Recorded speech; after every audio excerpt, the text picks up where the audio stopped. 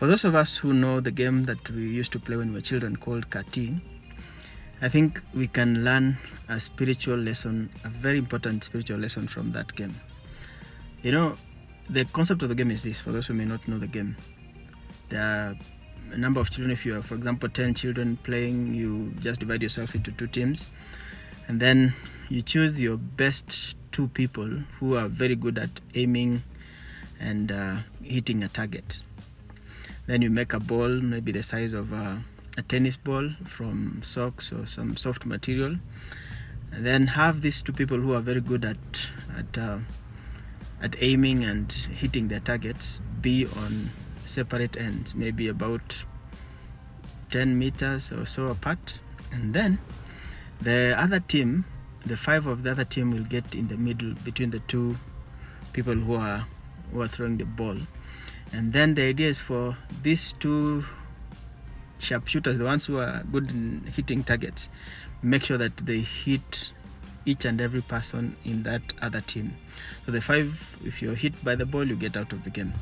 And then that continues until the last person is also hit and they get out of the game. Then your team gets out of the game altogether.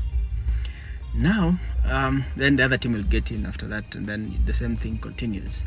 But there's a catch. If, for example, you have 1 person remaining, all the 4 are out, and then you're the one in the middle, and there's something you can do to bring back your people into the game.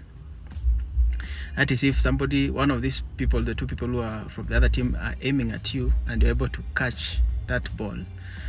If you catch it, you are able to bring back everyone in your game, in your team, back to the game, and basically you start all over again. So the idea is for you to try and catch the ball, and if you do, the ones who are out will come into the game.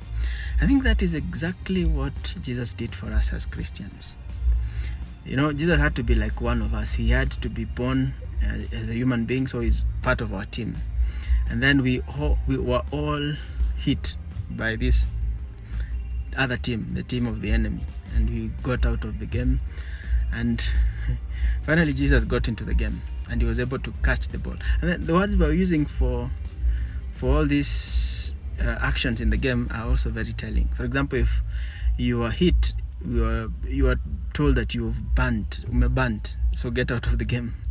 It's interesting because if it were not for Jesus, we will all be burnt like we go to hell and we are burnt. But thank Jesus, he caught the ball.